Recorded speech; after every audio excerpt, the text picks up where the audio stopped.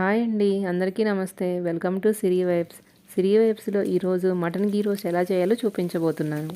ప్రాసెస్లో కనుక మీరు చేస్తే మటన్ అంటే ఇష్టం లేని వాళ్ళు కూడా ఒక్క పీస్ కూడా మిగల్చకుండా తినేస్తారు. చాలా ఈజీగా అండ్ టేస్టీగా ఈ మటన్ ఫ్రై ఎలా చేసుకోవాలో చూసేద్దాం. ముందుగా ఒక 300 గ్రామ్స్ మటన్ తీసుకొని క్లీన్ చేసుకొని పక్కన పెట్టుకోవాలి. ఇప్పుడు స్టవ్ మీద ప్రెషర్ కుక్కర్ పెట్టుకొని దానిలో 2 టీ స్పూన్ల నెయ్యి వేసుకోవాలి. ఇప్పుడు ముందుగా కడిగి పెట్టుకున్న మటన్ వేసుకొని ఫ్రై చేసుకుందాం. మీరు డైరెక్ట్గా గిన్నెలో అయినా ఫ్రై చేసుకోవచ్చు. దీనిలోనే ఇప్పుడు ఒక అర టీ స్పూన్ సాల్టు, ఒక పావు టీ స్పూన్ పసుపు, ఒక అర teaspoon ginger garlic paste వేసుకొని 2-3 మినిట్స్ బాగా ఫ్రై చేసుకోండి.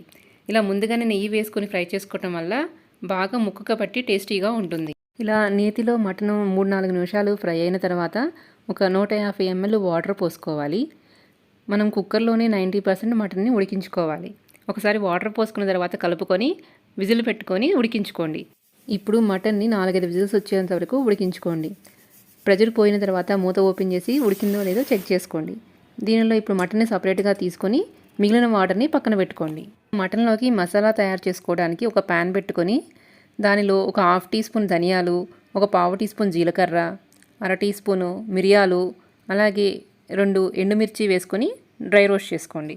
దీనిలోనే ఒక 2 లవంగాలు, ఒక ఇంచు దాల్చిన చెక్క, ఒక యాలక్కాయ కూడా వేసుకొని డ్రై రోస్ట్ చేసుకోండి.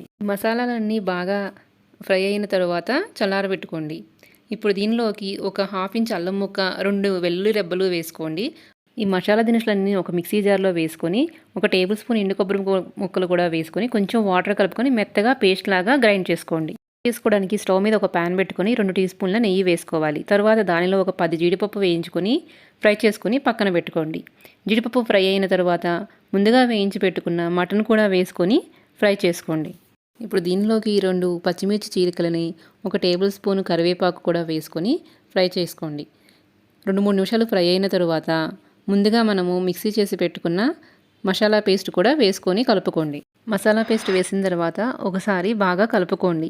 2-3 నిమిషాలు ఫ్రై అయిన తర్వాత మనం మటన్ ఉడికించి పెట్టుకున్న నీళ్ళు పక్కకు పెట్టుకున్నాం కదా, ఇప్పుడు ఆ వాటర్ కూడా దీనిలో యాడ్ చేసుకొని మంటని మీడియం ఫ్లేమ్లో పెట్టుకొని ఉడికించుకోండి. ఇప్పుడు ఒకసారి సాల్ట్ చెక్ చేసుకొని మనం మటన్ ఉడికించేటప్పుడు ఆల్రెడీ సాల్ట్ వేసాం కనుక దానికి తగ్గట్టుగా అడ్జస్ట్ చేసుకొని వేసుకోండి. ఈ వాటర్ అంతా చిక్కబడేంత వరకు మనం మీడియం ఫ్లేమ్లో పెట్టుకొని బాగా కలుపుకుంటూ ఉడికించుకోవాలి.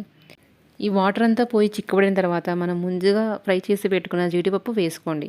మీకు కనుక కారం సరిపోలేదు అనిపిస్తే ఈ టైంలో మనం పెప్పర్ చల్లుకోవచ్చు. కొంచెం హాఫ్ టీ స్పూన్ కారం కూడా వేసుకోవాలి. ఒకసారి బాగా కలుపుకొని 2 మినిట్స్ ఫ్రై చేసుకోండి. ముక్క ఉడికిందో లేదో చెక్ చేసుకొని చివరిగా ఒక 2 టేబుల్ స్పూన్ల కొత్తిమీర చల్లుకొని స్టవ్ ఆఫ్ చేసుకోండి. అంతేనండి, ఎంతో టేస్టీగా ఉండే స్పైసీ మటన్ ఘీ రోస్ట్ రెడీ అయిపోయింది. వీడియోస్ కనుక మీకు నచ్చినట్లయితే లైక్ చేయండి, షేర్ చేయండి, సబ్స్క్రైబ్ చేయండి. Thank you.